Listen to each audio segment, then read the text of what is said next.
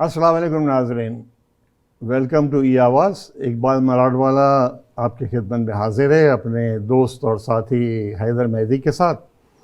आज हमारे पास काफ़ी टॉपिक से डिस्कस करने के लिए। आप सबको पता है पाकिस्तान में क्या हो रहा है और क्या ड्रामे हो रहे हैं, लेकिन सबसे बड़ी बात तो ये है कि हमें 75 साल हो गए, हम आज़ाद हुए। हम आज़ाद हुए, वाकई आज़ाद हुए। ये हाल है हमारा आज़ादी में। हमारे यहाँ गुर्बत है, इतनी गुर्बत, इतनी पॉवर्टी, इतनी मिजरी, गरीबों का इतना बुरा हाल है। बीमार है बेचारे, न तालीम है, न घर है, न कुछ नहीं, सब कुछ लूट गया। और मज़े कौन कर रहा है? हमारे हुक्मरान। इनके पैलेसेस है, पाकिस्तान में भी है, लंदन में है, दुबई में है, अमेरिका में है। खूब माल बनाया और इनके यानी माथे पे एक बल नहीं है, ये ऐश कर रहे हैं। और बेचारे गरीब अवान, आप देखें सिंध में क्या हाल हुआ गरीबों का, बलूचिस्तान में क्या हाल हुआ है। यानी पब्लिक पिस गई है और इनको कोई शर्म हया नहीं है, कौड़ी की भी नहीं है। ये लोगों से कह रहे पैसा दो, कह रहे अच्छे well to do people should contribute. मुल्कों से पैसा मांग रहे। अरे भाई तुम ले आओ ना पैसा जो लूट के ले गए हो बाहर।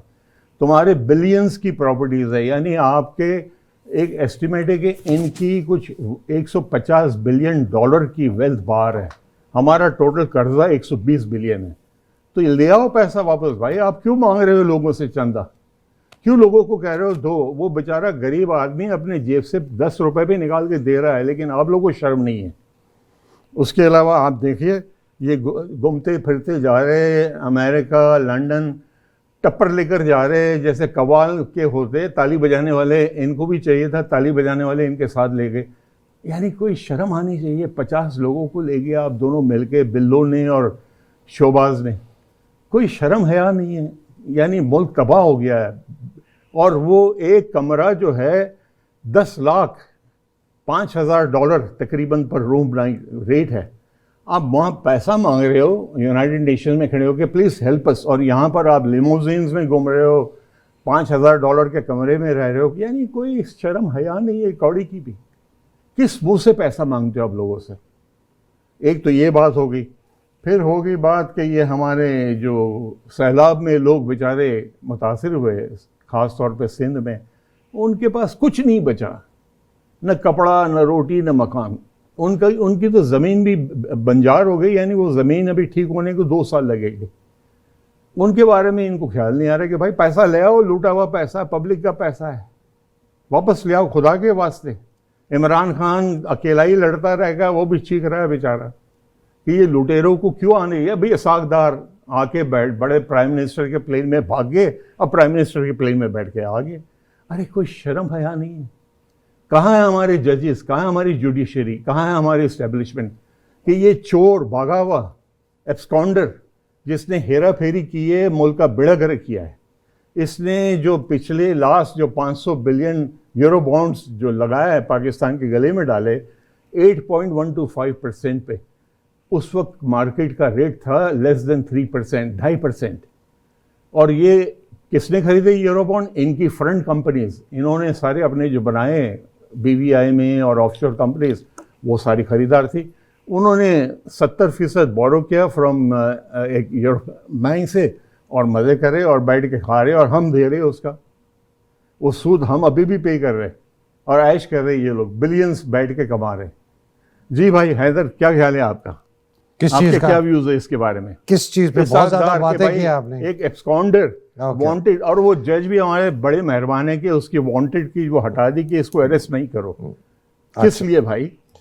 So thank you Iqbal. अच्छा, मैं ना पीपल लाइक इसाक डार, शहबाज शरीफ साहब, बिलावल साहब, ये जो इस तरह के लोग हैं, ये एक ऐसी कैटेगरी में है इकबाल, जो अमेरिका जैसे मुल्क जब एक मुल्क को वो काबिज़ करना चाहता है, कब्ज़ा करना चाहता है, उस पर हाकमियत लाना चाहता है, तो वो इस किस्म के लोग ढूंढता है। इसमें जनरल बाजवा भी शामिल हैं। ये ज़रा सुनिएगा। जी, वो इस किस्म के लोग इसलिए ढूंढता है कि उन्हीं से वो फिर अपनी हाकमियत, ये हिस्ट्री है ना जी। तो आप जब ये कह रहे हैं कि इसाक डार चोर है, जो कि है, इसलिए कि जो आपने 500 यूरो बॉन्ड की बात की, आपको सबको पता है 500 मिलियन डॉलर के यूरो बॉन्ड آپ کو بھی پتہ ہے, مجھے بھی پتہ ہے, آپ نے ابھی بتایا تھا کہ وہ UBS بینک تھا جو اس کا فائنینس کیا تھا, اس کے سارے جو بانڈ ہیں وہ اسحاق ڈار نے اور شہباز شریف اور ان کی فیملی نے خریدے, جس میں میرا خیال ہے ایک بہت بڑے کاروباری ہیں جو ایک بینک کے مالک بھی ہیں, انہوں نے بھی خریدے, وہ بھی شامل ہے, وہ بھی شامل, وہ سارا ٹپر ایک ہی ہے نا بھائی. اب یہ چور ہیں, تو آپ کا کیا مطلب, اگر آپ کو پتہ ہے, مجھے پتہ ہے, تو امریکہ کو نہیں پتہ؟ سب کو پتہ ہے, سب کو پتہ ہے. تو وہ ان کو پتہ ہے کہ انہوں نے یہ حرکت کی, ان کو پتہ ہے کہ جو عمران کہتا ہے ان کو پتہ ہے ان کے پیسے کہاں ہیں, کون کون سے اوورسیز اکاؤنٹس ہیں زرداری کے, تو وہ پھر ان لوگوں کو ڈھونڈتا ہے. میں آپ کو کل میں پروفیسر نوام چومسکی کو میں نے انٹرویو کیا, وہ آج انشاءاللہ میرے ویلاگ پہ ریلیز ہو جائے گا. 93 سال کے ہیں اقبال, اتنے لوسڈ ہیں, میرے اور آپ سے نا, he is more clear headed at 93. Iqbal وہ کہتے ہیں کہ امریکہ جو ہے نا, اس کی جو امپیریلزم ہے اور اس کی جو یہ معاشی حاکمیت وہ چاہتا ہے دنیا میں, وہ انہوں نے مثال دی, وہ انٹرویو میں پورا نہیں بتانا تھا, بڑے انہوں نے مثال دی کہ وہ کہتے ہیں کہ امریکہ ایکچولی مافیا کا ڈان ہے. اس نے لفظ استعمال, اور اس نے کہا کہ اس کو یہ نہیں ہے کہ ہر جگہ مجھے پیسہ ملے. وہ کہتے ہیں کہ جس طرح آپ کی گلی میں ایک دکاندار ہے نا, اس نے وہ مہینے کا بھتہ نہیں بھیجا, اب وہ مہینے کا بھتہ بہت چھوڑے, اس سے ڈان کو فرق بھی نہیں پڑتا, جس تیلی سے وہ اپنا سگار لگاتا ہے شاید بھتے کی قیمت اس کی ہو, لیکن اگر اس نے نہیں بھیجا نا, اس کی انا کا مسئلہ ہے. تو وہ اس دکاندار کو پٹوائے گا, بالکل, یا وہ جس طرح وہ ورنہ کہے گا کہ کل دوسرے دکاندار بھی نہیں دیں گے, یہ تو مافیا کا وہ ہے نا, رول ہے. تو کہتا ہے کہ امریکہ 1945 سے جو اس نے حاکمیت کی, اس سے پہلے جو انگریزوں نے کی, اس سے پہلے فرانس نے کی, یہ وہی امپیریلزم ہے کہ بدماشی, کہتے ہیں پیور بندہ. لیکن یہ کس طرح, ہاؤ از اٹ پاسبل, کیونکہ وی ہیو پیپل, ان کے ساتھ ملے ہوئے لوگ ہیں. آپ ہسٹری دیکھیں پنجاب میں اچھا میں اس کو ختم کر, ہاں ایک لائن کہہ دوں, افغانی آئے, سکھ آئے, اس کے بعد انگریز آئے, کس طرح آئے, کیونکہ اندر لوگ ان کے ساتھ ملے ہوئے تھے نا. تو سو میں ایک میر جعفر اور میر صادق اندر بیٹھے ہوئے تھے. اور یہ صرف پاکستان میں بائی دا وے نہیں ہے, جہاں جہاں امریکہ اپنی حاکمیت لانا چاہتا ہے نا, وہ یہ میر جعفر میر صادق ڈھونڈتا ہے. افسوس یہ ہے کہ ہمارے یہاں بہت زیادہ ہیں موجود, بہت بڑی تعداد ماشاءاللہ بہت ہے. اور سب سے زیادہ افسوس کی بات یہ ہے کہ ہمارا جو سب سے بڑا ادارہ ہے, اس کا جو سپہ سالار ہے, وہ سب سے بڑا میر جعفر ہے. اور اگر آپ نے اس کو قابو کر لیا نا, تو آپ نے سمجھا پاکستان کو قابو کر لیا, بیکاز اس کے پاس سب سے زیادہ طاقت ہے. تو جب میں بلاول کی وہ تقریر میں سن رہا تھا کاؤنسل آف فارن ریلیشن میں, وہ 2 سوال ہی سنے, یار ایک بات شرم آ گئی مجھے. وہ ایسے, ایک تو ایسے ایکسنٹ سے انگریزی بول رہا, اور پریٹینڈ ایسے کر رہا ہے جیسے کہ وہ نوام چومسکی ہے, دنیا کا بہت بڑا انٹلیکٹ. اقبال دھیلے کا دل میں کام نہیں کیا اس بندے نے, آدھے دھیلے کا نہیں کیا. اور خیر باقی ان کی باتیں میں نہیں کرتا, جس طرح عمران کہتا ہے 14 سال ہو گئے ابھی تک اردو نہیں بول سکا. لیکن چلیں, میں اس کی ذات پر نہیں جاتا, میں اس کی اہلیت پہ جاتا ہوں, قابلیت پہ. کوئی اہلیت نہیں, کوئی قابلیت نہیں, فورن منسٹر بنا دیا, عجیب گھگو قسم کا بیٹھ گیا. اچھا اب اس سے سوال پوچھا, اس نے فوج کی. اب یہ دیکھیں, یہ فورن منسٹر ہے پاکستان کا, یہ اپوزیشن لیڈر نہیں ہے کہ جی میں اپوزیشن میں ہوں اور فوج عمران کے ساتھ ہے اور ہم فوج کے نہیں, یہ فورن منسٹر ہے پاکستان. اور بیٹھ کے تقریباً اس نے یہ کہا کہ جی یہ فوج جو ہے نا, یہ عمران خان کی رکھیل ہے, یہ اس کی گھر کی. I hope Bajwa listened to that. Bajwa کے سامنے 36,000 لوگوں نے گالیاں دی فوج کو, اس کو گالیاں دی, فیض حمید کو گالیاں دی, پورے ادارے کی اوپر سے نیچے تک خواجہ آصف نے ننگا کر دیا, پرویز رشید نے ننگا کر دیا. ایاز صادق کہتے ہیں ان کی ٹانگیں کانپ رہی تھیں, پسینہ منہ سے چھوڑ. جنرل باجوہ, میں آئی ایم سوری ٹو سے, میرے جتنے فوجی بھائی ہیں, جتنے تو نہیں, چند ان میں سے ہیں جو مجھے کہتے ہیں تم کیوں, میں کہتا ہوں کہ تمہارا سپہ سالار اس نے اس ملک کو بیچ دیا ہے. مجھے سب سے بڑا رنج یہ, مجھے کوئی ذاتی دشمنی نہیں, اس نے ملک کو بیچ دیا. اور یہ چومسکی کہتا ہے کہتا ہے ان کو کبھی عمران منظور نہیں ہوگا، امریکہ کو کبھی نہیں منظور سوال ہی نہیں ہوگا. ہوگا. وہ کہتا ہے کہ آپ کے پاس صرف دو راستے ہیں، یا آپ امریکہ کی حاکمیت میں غلام بن جائیں، بائیکاٹ کی سیڈ اٹ کلیئرلی، یا آپ ویتنام، کیوبا، ایران اور جو ملک ہیں جنہوں نے اپنے آپ کو ان کی اجارہ داری سے نکالا ہے، اور کہتا ہے وہ سخت راستہ ہے، وہ اگر آپ نے اختیار کرنا ہے تو وہ کریں، آسان راستہ یہ ہے کہ آپ ان کے غلام بن جائیں. ہاں لیکن وہ یہ بھی ناممکن ہے جو وہ سجیشن ہے ان کی نام چامسکی کی. بھائی ویتنام، کیوبا، ان کے پاس لوگ ہیں، ان کو پتہ ہے کہ we can survive on our own. لیکن ہمارے ہاں تو سارے ان کے بیٹھے ہوئے ہیں نا، ایجنٹس بیٹھے ہوئے اندر، سارے جو ففتھ کالمسٹ بیٹھے ہوئے ایک جو سوال آپ سے آپریٹ کر رہے ہیں. سوال پوچھوں. جی. یو تھنک، ہم نے کہا کہ ہسٹری میں تو ہمارے بھرے ہوئے ہیں غلام ابن غلام ابن غلام ابن غلام، لیکن آپ کا کیا خیال ہے اب پاکستانی قوم میں شعور آ گیا کہ یہ اپنے حقوق کے لیے لڑیں گے؟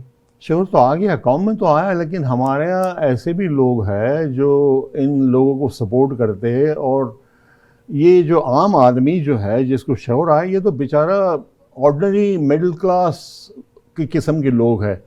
ان کے پاس نہ پیسہ ہے نہ پاور ہے. اب پیسہ اور پاور کس کے پاس ہے؟ ان چوروں کے پاس ہے، اور ان کے ٹپر کے پاس ہے، ان کے سارے سپورٹرز کے پاس ہے. اور یہ پیسہ استعمال کرتے ہیں اپنے پاور کو کنسولیڈیٹ کرنے کے لیے.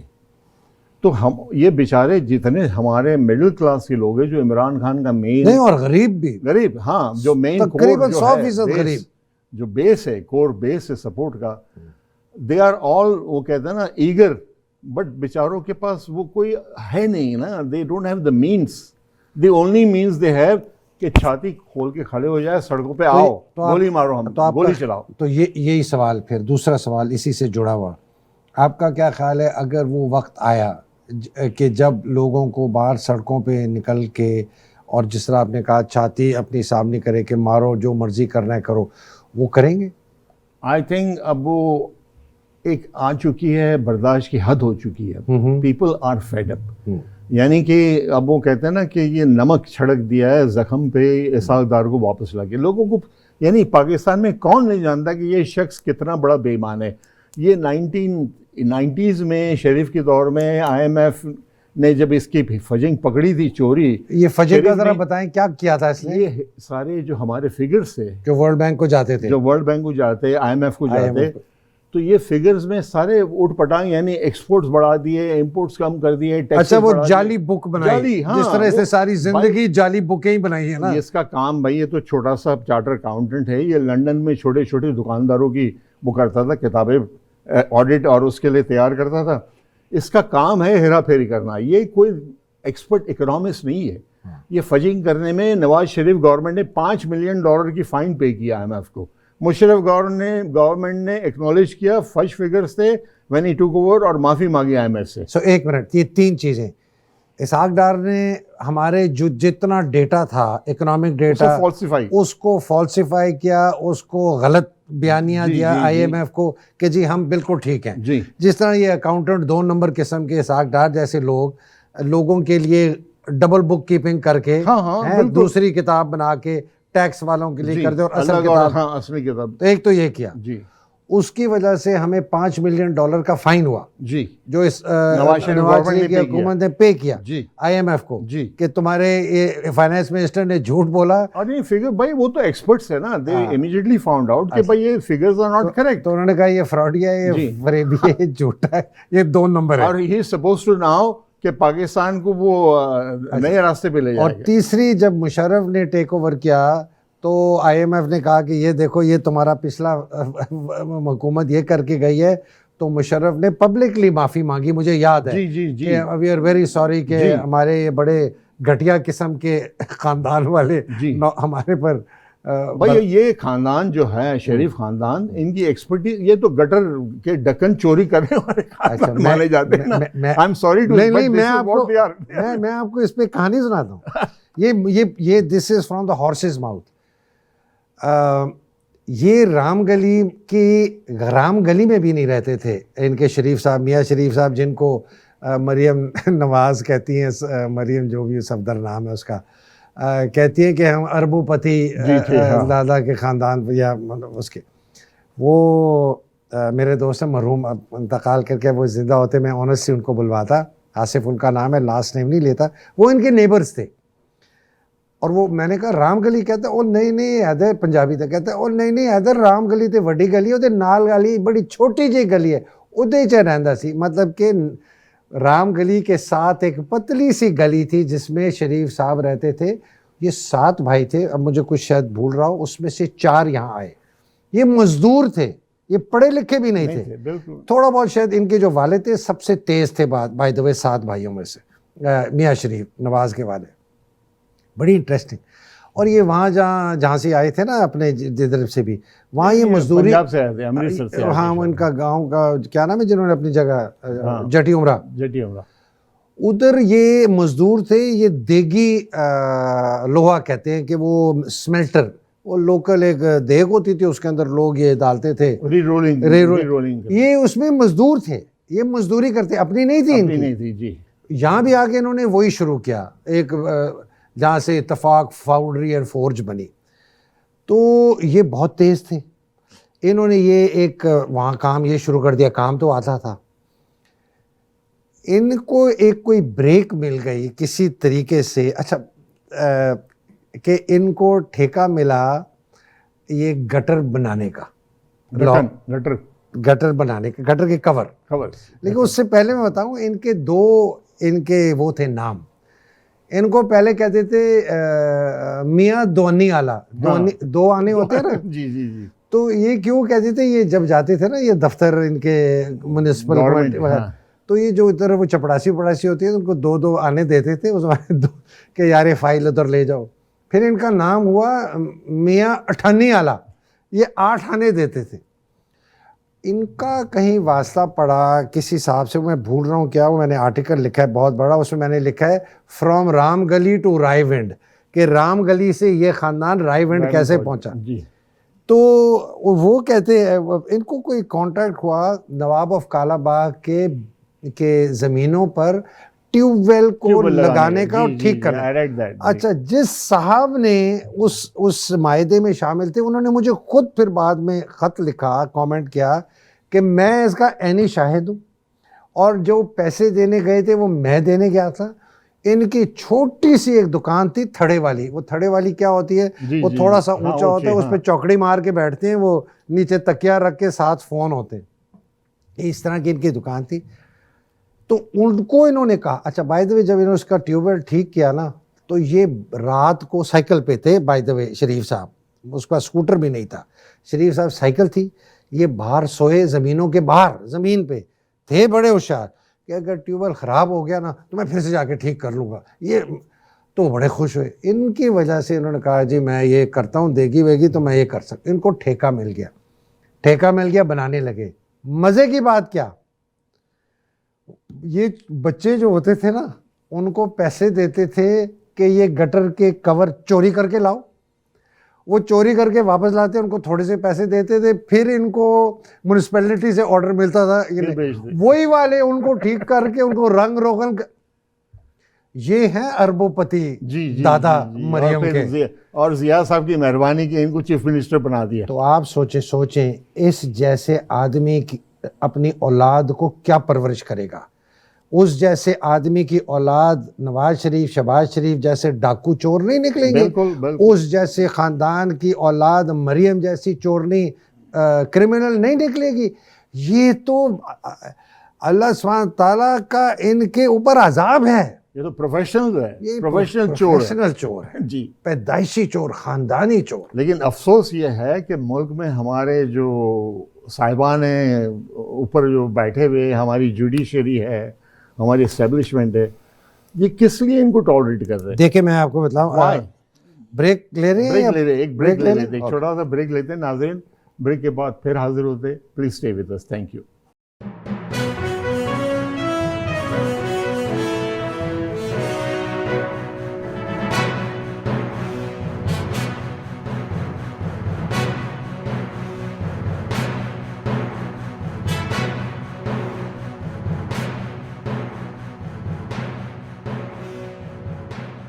السلام علیکم. تھینک یو ناظرین for being with us. We are back. ایک چھوٹا سا شعر یاد آ گیا مجھے. یہ شعر ہمارے کرشن بہاری نور نے لکھا ہے. دھن کے ہاتھوں بکے ہے سب قانون, دھن کے ہاتھوں بکے ہے سب قانون, اب کسی جرم کی سزا ہی نہیں.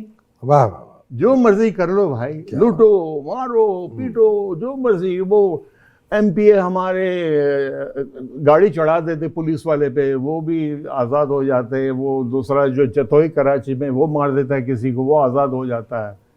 آپ جس کو دیکھو وہ اپنے پیسے اور دھن کے بل پہ سارے آزاد ہو جاتے. یعنی سب یعنی دھن کے ہاتھے سب کچھ بک رہا ہے. اچھا یہ آپ کی نا بڑے مطلب آنیسٹلی باقاعدہ درد ہوتا ہے دل میں, بہت درد ہوتا ہے, باقاعدہ درد. میں تو پچھلے کافی ہفتوں سے میری نیند بھی اڑی ہوئی ہے, کوئی گولیاں چھولیاں کھانی شروع کی ہیں کہ یار یہ اتنا زیادہ. مجھے لوگ کہتے ہیں یہ کیا یار تو نے پاکستان کو سر پہ اٹھایا. میں کہا نہیں میں نے پاکستان کو سر. میرا ایک دوست ہے کیلگری میں, عمران افضل خان, ہاں لاہور کا اوریجنلی, ہم دبئی میں ساتھ ہوتے تھے, وہ بھی بینکر ہے. کہتا ہے اقبال بھائی میرا بلڈ پریشر شوٹ کر جاتا ہے اوپر. میری بیوی کہتی کیوں تم سنتے ہو نیوز, پاکستانی خبریں کیوں سنتے ہو, کیوں خاموں کا انوالو ہوتے ہو. کہتا ہے میری نیند حرام. یہ جہاد ہے, یہ جہاد ہے, یہ جہاد ہے, یہ کلمہ حق ہے, یہ ہمیں کرنا چاہیے جو جتنی بھی چھوٹی طریقے سے ہم کر سکتے ہیں. یہ جو آپ نے شعر پڑھا نا, تو میں سوچا تھا کہ یار یہ جب آپ پڑھ رہے تھے تو میں اسی وقت خیال آیا کہ یار یہ اسی طرح چلتا رہے گا یا ہوپ ہے. مجھے یقین ہے اقبال کہ ہوپ ہے, یقین ہے. میں I have not given up and I will never give up on Pakistan. چاہے سارے انسٹیٹیوشنز پاکستان کے طاقتور انسٹیٹیوشن جو ہے نا اس وقت وہ ایک طرف کھڑے ہو جائیں اور قوم دوسری طرف کھڑ جائے. اس لیے کہہ رہا ہوں کہ میں نے جب میں نے اس پہ سوال جو پوچھا تھا نا کہ اس ملک میں شعور آ گیا ہے اور وہ لڑنے کے لیے تیار ہیں, میرا خیال ہے وہ تیار ہیں. خاص طور پہ ینگ جو ہمارا ینگ جنریشن ہے. دیکھیں ہماری 30 سے کم عمر والی آئی تھنک ینگ اولڈ سارے مڈل ایج سب انوالو, لیکن جو لڑنے مرنے کے لیے تیار ہے نا, ہماری 60% پاپولیشن 30 سال سے کم ہے اور 90% اس میں عمران کی سپورٹر ہے. شاید 100, مجھے نہیں پتا, میں بھی مور دین 90. اب انہوں نے یہ جو ایکسپوز ہوئے نا 6 مہینے میں سوشل میڈیا کی وجہ سے, عمران کے 52 جلسے, وہ تو پروفیسر کی طرح چلاتا ہے پھر کہتا ہے دیکھو یہ کیا.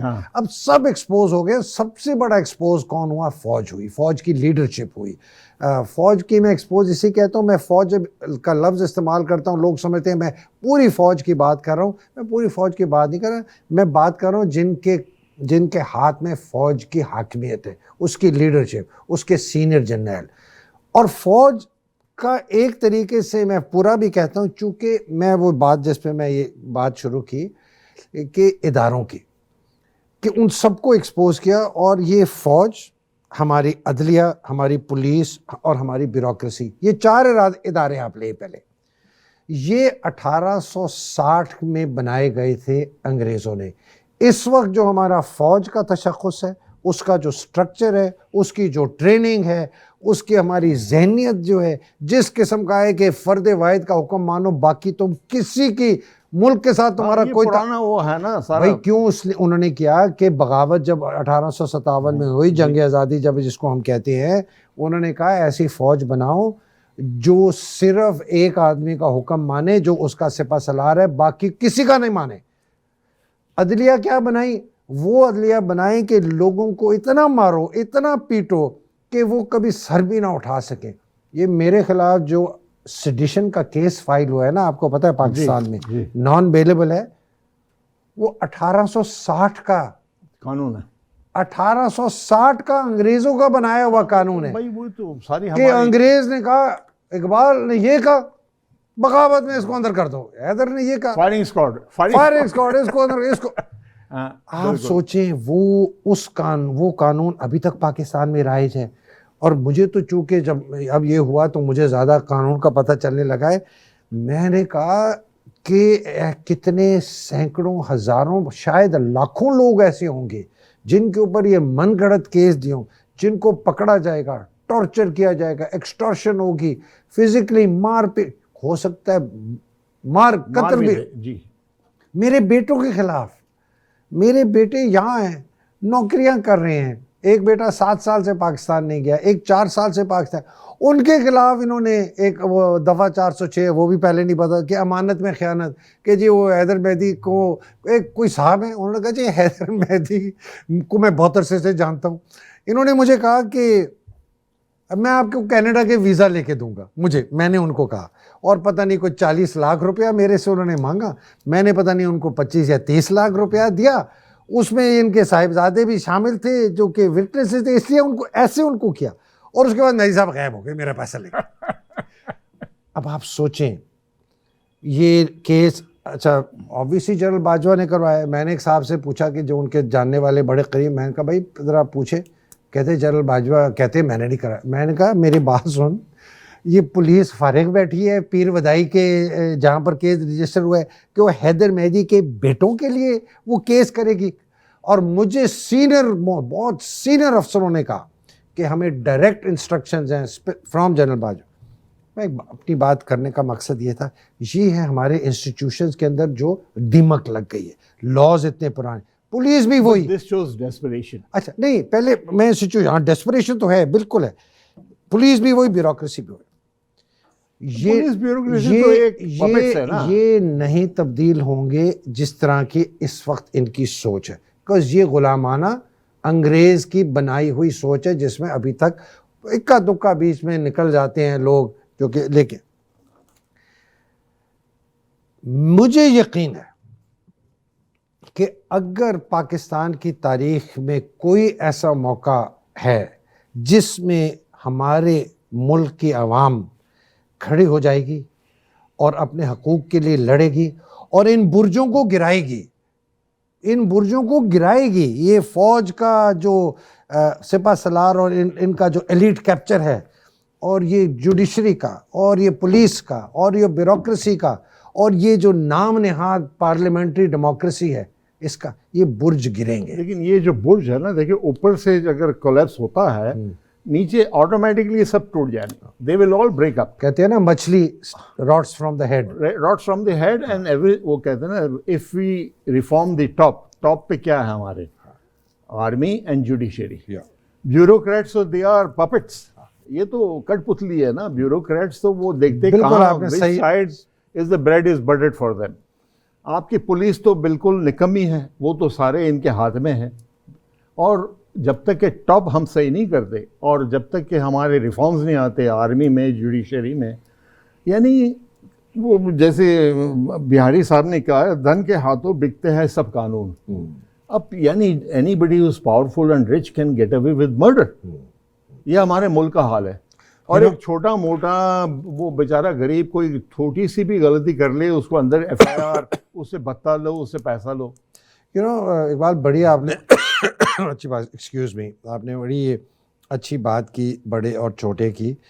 اور ہم ذہنی طور پر نا کبھی آزاد ہو ہی نہیں. وہی تو میں جو آپ نے شروع میں کہا تھا نا جی, کہ ویسے تو جغرافیہ مل گیا پاکستان کا, ذہنی طور پر آزاد نہیں ہوئے, لیکن وہ ذہنی طور پہ آزادی کا وقت یہ ہے.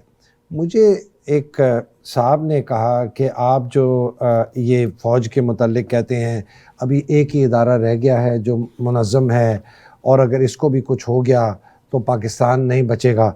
میں نے کہا کہ اگر اس فوج کو ریفارم نہیں کیا میرے سے تو پاکستان نہیں بچے گا. پاکستان نہیں بچے گا. میرے سے تم لکھ کے لے لو, میں تمہیں 50 روپے کے اسٹامپ پیپر پہ جس طرح شہباز شریف نے اپنے بھائی کو بھیجا تھا نا, یہ مجھ سے لکھ کے لے لو کہ اگر تم نے فوج کو ریفارم نہیں کیا. We need complete reformation of everything. Iqbal ان کے ذہن نہیں ہلتے. یہ میں نے اس کو کہا, میں نے کہا تو نے ساری زندگی فوج میں نوکری کی ہے, ایک تو نے صبح 30-35 سال تو ایک وردی پہنتا تھا, ایک جوتا پہنتا تھا, جا کے صبح فائلیں دیکھتا تھا, کبھی تو نے کمانڈ کیا, کبھی تو نے. آپ یہ دیکھیں نہیں, میں ان کی سوچ کی بات کر رہا ہوں, اور یہ لوگ سمجھتے ہیں کہ ان کو پاکستان کی سمجھ ہے, ان کو اخلاقیات کی سمجھ ہے, ان کو معاشیات کی سمجھ ہے, ان کو گورننس کی سمجھ ہے, ان کو انٹرنیشنل ریلیشن کی. باجوہ کو کیا پتا, اس کے جرنیلوں کو کیا پتا انٹرنیشنل ریلیشن کیا؟ 4 کتابیں پڑھ کے ایک NDU کا کورس. نہیں, میں فوجی پرانا ہوں, مجھے پتہ ہے یہ کیا کرتے ہیں. وہاں بھی نیشنل ڈیفینس یونیورسٹی میں جو یہ لکھتے ہیں نا اپنے تھیسس، وہ چلے آ رہے ہوتے ہیں پیچھے، وہ کٹ اینڈ پیسٹ وہ بھی چوری کے، اسٹاف کالج میں چیٹنگ کے، چوری کے کیسز.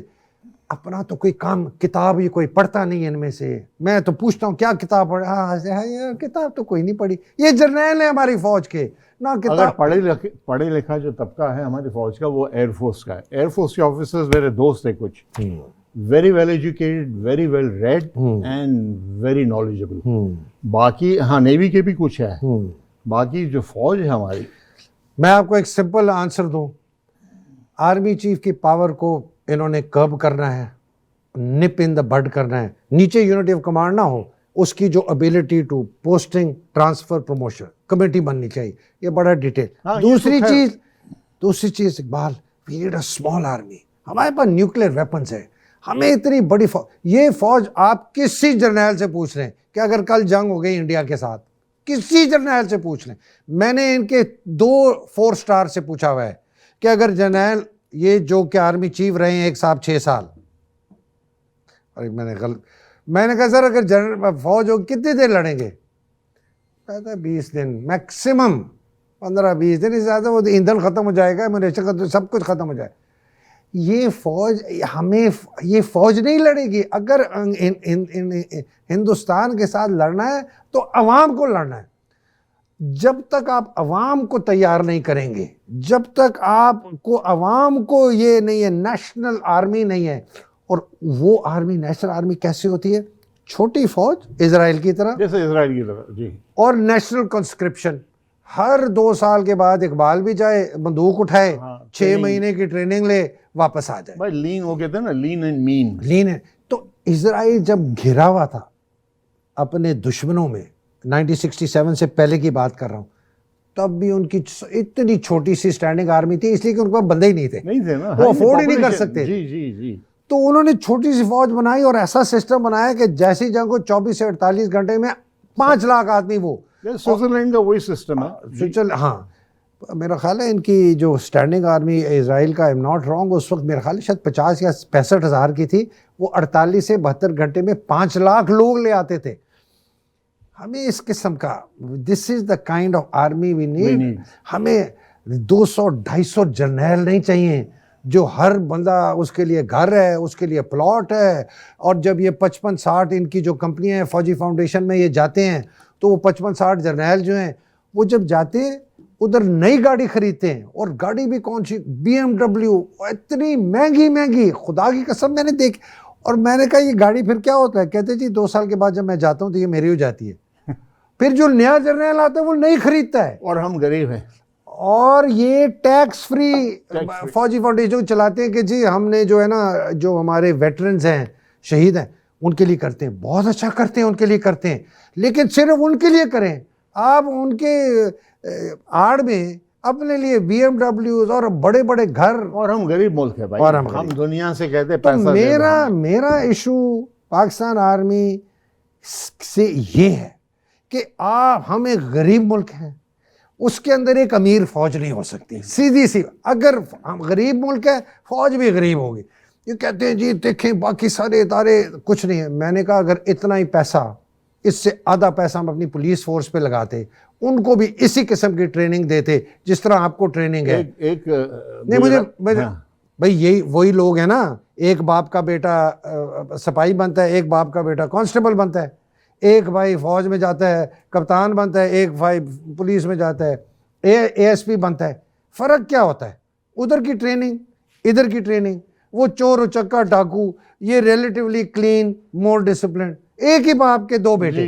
جی بھائی، جیسے یہ آپ نے جیسے فوجی فاؤنڈیشن کا مثال دیا تو مجھے ایک وہ گجراتی، انڈین گجراتی کی ایک وہ سیئنگ ہے کہ جب راجا ہو ویپاری، جب راجا ہو ویپاری یعنی ویپاری، تو پرجا ہو بھکاری. اچھا، مطلب کہ راجا اگر مرچنٹ دکاندار ہو، ہاں، تو پرجا یعنی کہ پبلک، ہاں وہ ہو بھکاری.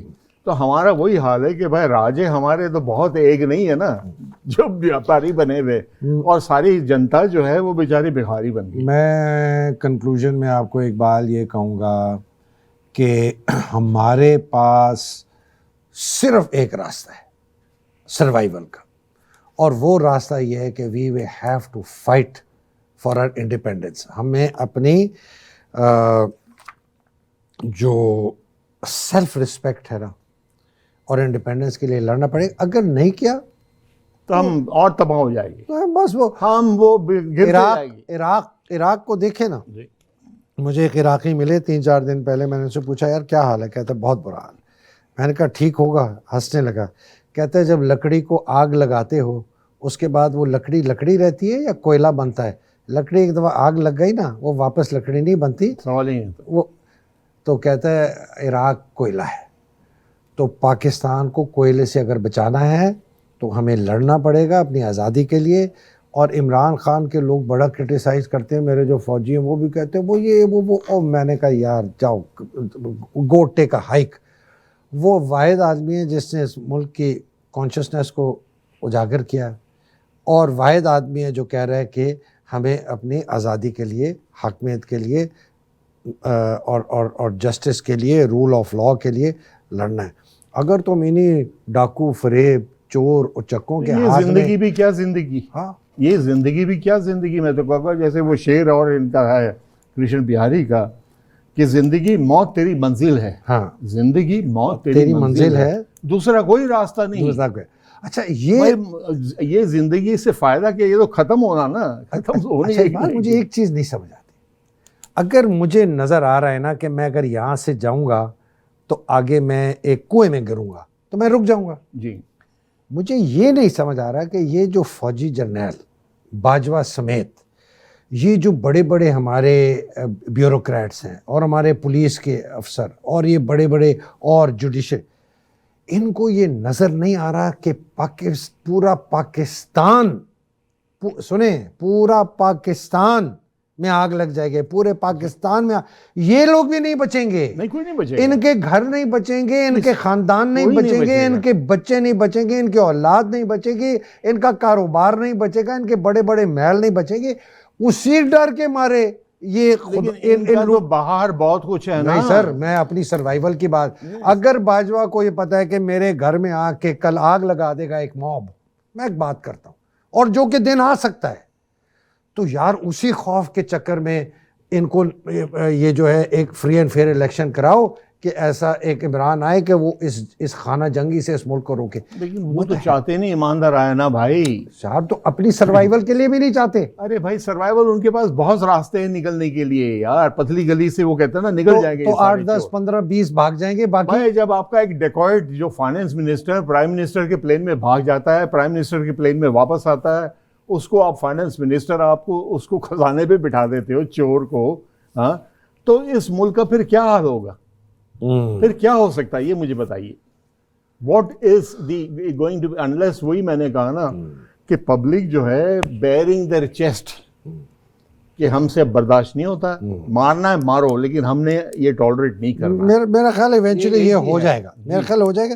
یا آخری ریپ اپ کرتے ہیں آڈیو لیکس پہ. میری صرف 2 کامنٹس ہیں تو پتہ نہیں باہر اور کیا کیا باتیں نکلیں گی, لیکن 2 چیزیں نظر آتی ہیں. ایک نظر آتی ہے کہ کس طرح یہ سسٹم کو استعمال کرتے ہیں اپنے فائدے کے. ان کا جو داماد ہے اس کے لیے انہوں نے آدھا پاور پلانٹ, وہ کسی نے لکھا کہ یہ جو انڈین جہاز بار بار لینڈ ہو رہے تھے نا کہ فنی خرابی ہے, اس میں ان کا پلانٹ آ رہا تھا. بائی گاڈ, پاسبل, پتہ نہیں.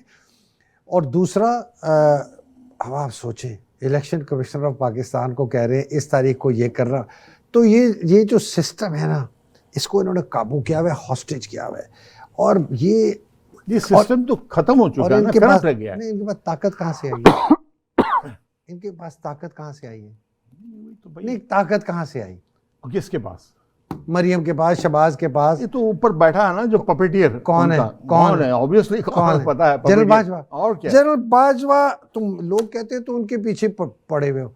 ساری جڑ کی فساد کی جڑ, سارا گند ہر بچہ جانتا ہے, یہ جانتا ہے نا, ہر بچہ جانتا ہے کہ پاور کا بیس کیا ہے پاکستان میں.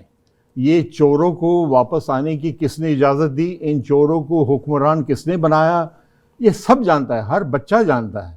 تو اس میں کوئی وہ ٹاپ سیکرٹ نہیں ہے پاکستان میں. یعنی یہ کوئی بات چھپی بھی نہیں اچھا ہے. مجھے ایک اور بس ایک تھوڑا سا خوف ہے یہ ابھی میں پڑھ رہا تھا کہ کافی کچھ پیسہ آنے والا ہے, کوئی قطر سے 6 بلین کوئی خریدا ہے انہوں نے سنا ہے, وہ 1.5 بلین انویسٹمنٹ ہے. جی جی, لیکن وہ پیسہ آئے گا نا, پتہ نہیں, we don't we don't know. یہ تو میں سوچ رہا ہوں کہ اگر یہ 5-6-7 بلین ڈالر آ گیا تو یہ ایک دم آرٹیفیشل فلوٹ جو ہے نا, یہ ایک فیل گڈ فیکٹر آ جائے گا, اسٹاک ایکسچینج اٹھ جائے گی, ایک کرنسی آ جائے گی. اور ہمارے لوگ اتنے بیوقوف ہیں, اور یہ لوگ ایسے دیکھو جی اسحاق ڈار آیا, یہ کیسے دیکھو جی انہوں نے جادو کیا, پھر سے 2 نمبری کی نمبرز کی. نہیں, یہ تو اسحاق ڈار آیا اسی لیے کیونکہ وہ چیزیں طے ہو چکی ہوگی شاید قطر کے ساتھ اور یو ای کے ساتھ. اب ہماری جو انویسٹمنٹ جو فورن سر یہ ہمیں نامنظور بہت کم ہے. اقبال صاحب یہ نامنظور ہے, یہ پاکستان کی اس قسم کی حاکمیت نامنظور ہے, ہمیں نامنظور ہے. میں یہ عمران کی بات نہیں کر رہا, میں پاکستان کی بات کر رہا ہوں. یہ ہمیں نامنظور ہے, مرتے دم تک جو ہے نا اس کو کبھی نہیں قبول کریں گے.